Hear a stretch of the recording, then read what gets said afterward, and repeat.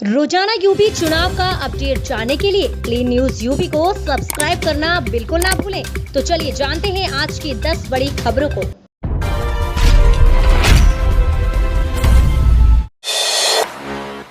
सात लाख से ज्यादा किसानों को लौटानी पड़ सकती है 10वीं किस्त की राशि, जानिए क्यों। किसान सम्मान स्कीम प्रक्रिया में हाल ही में हुई गड़बड़ी के कारण ये पता चला कि उत्तर प्रदेश में 7 लाख से अधिक किसानों को प्रधानमंत्री किसान सम्मान निधि योजना की 10वीं किस्त के तहत प्राप्त धन को वापस करना होगा।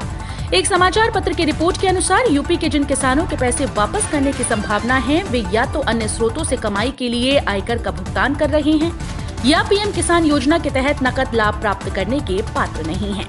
बता दें कि पीएम किसान योजना की शर्तों के अनुसार 6,000 रूपए प्रति वर्ष की राशि लाभार्थियों के बैंक खातों में सीधे 2,000 रूपए की 3 किस्तों में जारी की जाती है।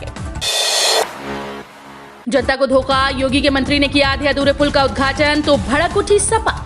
उत्तर प्रदेश विधानसभा चुनाव की तारीखों का ऐलान होते ही सत्ता और विपक्षी पार्टीज में आरोप प्रत्यारोप का दौर तेज हो गया। समाजवादी पार्टी ने उत्तर प्रदेश के वित्त और संसदीय कार्य मंत्री सुरेश खन्ना के द्वारा शाहजहांपुर में एक आधे अधूरे पुल का लोकार्पण करने का आरोप लगाते हुए कहा कि ये काम जनता को बेवकूफ बनाने के लिए किया गया है। नगर आयुक्त संतोष शर्मा ने बताया कि मंत्री सुरेश खन्ना ने गर्रा नदी पर ककरा से अजीजगंज नगरिया मोड़ को जोड़ने वाले सेतु निगम के एक पुल का पिछले बृहस्पतिवार को लोकार्पण किया। हालांकि सूत्रों के मुताबिक पुल की रेलिंग और पुल से मुख्य सड़क को जोड़ने वाला मार्ग अभी नहीं बना, लेकिन नगर निगम ने आदर्श चुनाव आचार संहिता लागू होने के डर से जल्दबाजी में मंत्री से इसका लोकार्पण करा दिया। धर्म संसद चुनाव से जुड़ा मुद्दा नहीं, सवाल से नाराज यूपी के उप मुख्यमंत्री केशव प्रसाद मौर्य। जब उप मुख्यमंत्री मौर्य से पूछा गया कि यति नरसिंहानंद गाजियाबाद के हैं, अन्नपूर्णा अलीगढ़ की हैं, ये लोग जिस तरीके का माहौल बना रहे हैं उन पर कार्रवाई क्यों नहीं होती, इसके जवाब में मौर्य ने कहा, कोई माहौल बनाने की कोशिश नहीं करते हैं। जो सही बात होती है, जो उचित बात होती है, जो उनके प्लेटफॉर्म में उनको उचित लगती है, वो कहते होंगे। आप ऐसे सवाल लेकर आ रहे हैं जो राजनीतिक क्षेत्र से जुड़े नहीं। उन चीजों को मैंने देखा भी नहीं जिस विषय की आप मुझसे चर्चा कर रहे हैं। लेकिन जब धर्माचार्यों की बात करो तो धर्माचार्य केवल हिंदू धर्माचार्य नहीं होते, मुस्लिम धर्माचार्य भी होते हैं, ईसाई धर्माचार्य भी होते हैं। और कौन कौन क्या बातें कर रहा है, उन चारों बातों को एकत्र करके सवाल करिए, मैं हर सवाल का जवाब दूंगा। आप विषय पहले बताते तो मैं तैयारी करके आपको जवाब देता। कांग्रेस के लिए यूपी चुनाव की खराब शुरुआत, इमरान मसूद के सपा में जाने से पश्चिम यूपी में फेसलेस हुई पार्टी। उत्तर प्रदेश में विधानसभा चुनाव का भी ऐलान हुआ ही कि कांग्रेस को बड़ा झटका लग गया। कांग्रेस के राष्ट्रीय सचिव और सहारनपुर में प्रभावशाली नेता इमरान मसूद ने पार्टी छोड़ सपा का दामन थाम लिया।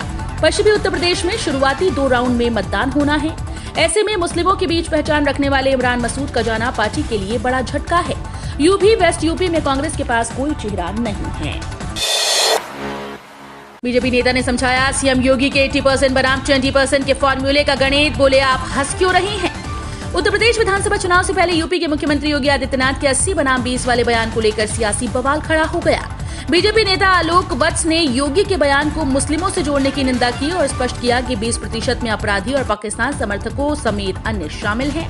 मुख्यमंत्री ने हाल ही में कार्यक्रम में कहा था कि आगामी चुनाव 80 बनाम 20% के बीच होगा।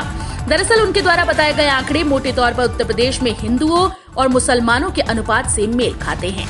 चुनाव से पहले योगी के इस बयान को विपक्ष वोटों के ध्रुवीकरण से जोड़कर देखा जा रहा है।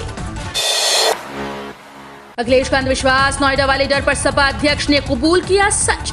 मुख्यमंत्री रहते कभी नोएडा नहीं जाने के पीछे का सच सोमवार को सपा प्रमुख अखिलेश यादव ने स्वीकार कर लिया। एक अंधविश्वास के कारण अखिलेश यादव कभी नोएडा नहीं गए। अपने शासन में अखिलेश ने नोएडा को मेट्रो ट्रेन समेत करोड़ों की सौगात दी, लेकिन कभी किसी योजना का शिलान्यास या लोकार्पण करने खुद नहीं गए। अखिलेश का मानना है कि नोएडा जाने वाले मुख्यमंत्री चुनाव हार जाते हैं और सत्ता में वापसी नहीं कर पाते। आज तक चैनल पर नोएडा कभी नहीं आने के सवाल पर अखिलेश ने साफ कहा कि ये माना जाता है कि जो भी वहां जाता है दोबारा मुख्यमंत्री नहीं बनता। चुनावी रैली पर ईसी की रोक के बाद सियासी दलों ने की डिजिटल कैंपेन की तैयारी, जाने कौन है किस पर भारी। कोरोना वायरस के बढ़ते मामलों को देखते हुए चुनाव आयोग ने 15 जनवरी तक सभी दलों की जमीन पर आकर प्रचार करने पर रोक लगा दी, यानी पार्टी सिर्फ डिजिटल प्रचार ही कर सकती हैं। यूपी में राजनीतिक दल डिजिटल प्रचार की तैयारियों में जुट गए। उत्तर प्रदेश में विधानसभा चुनाव का आगाज हो चुका है, लेकिन चुनाव आयोग ने चुनाव प्रचार जमीन के बदले मीडिया और सोशल मीडिया पर शिफ्ट कर दिया। डिजिटल चुनाव प्रचार में बीजेपी की तैयारी दूसरे राजनीतिक दलों से ज्यादा मजबूत नजर आ रही है। वहां से घर घर पहुंचेगी बीजेपी की टोलियां। 14 जनवरी के बाद क्षेत्र में निकलेगा एलईडी रथ। जन विश्वास यात्राओं के बाद भाजपा आज 11 जनवरी से प्रदेश भर में जनसंपर्क अभियान शुरू करेगी। ये जानकारी देते हुए भाजपा प्रदेश अध्यक्ष स्वतंत्र देव सिंह ने बताया कि इस अभियान के तहत पार्टी के नेता और कार्यकर्ता कोरोना प्रोटोकॉल का पालन करते हुए घर घर जाएंगे। लोगों को केंद्र व प्रदेश सरकार के द्वारा किसानों, श्रमिकों, महिलाओं, युवाओं के लिए किए गए कार्यों की जानकारी लोगों को देंगे।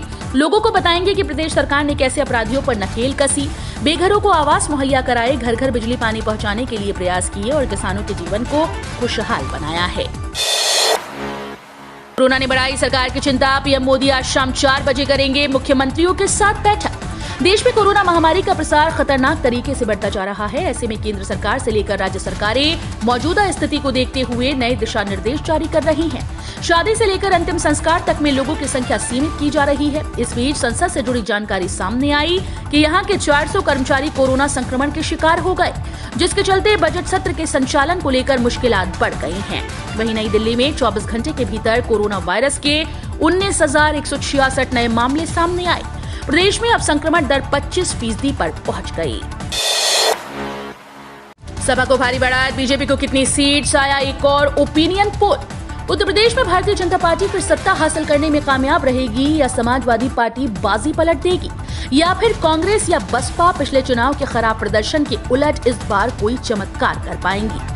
भले ही इन सवालों का सटीक जवाब 10 मार्च को मिलेगा, लेकिन सी वोटर एबीपी न्यूज के ओपिनियन पोल के बाद टाइम्स नाउ के ओपिनियन पोल में भी बीजेपी की जीत की भविष्यवाणी की गई। सपा 2017 के मुकाबले भारी बढ़त हासिल करती दिख रही है, लेकिन बसपा और कांग्रेस के प्रदर्शन में सुधार होता नहीं दिखाई दिया। टाइम्स नाउ की ओर से सोमवार रात प्रसारित ओपिनियन पोल में कहा गया कि यूपी की 403 सीट्स वाली विधानसभा में बीजेपी आसान जीत दर्ज करेगी। तो ये थी आज के 10 सबसे बड़ी और महत्वपूर्ण खबरें। अगर आपने अभी तक वीडियो को लाइक और शेयर नहीं किया है तो जरूर कर दें। इससे हमें आपके लिए वीडियो बनाने में मोटिवेशन मिलता है। और आप न्यूज़ को कहां से देख रहे हैं हमें कमेंट के माध्यम से बताना ना भूलें।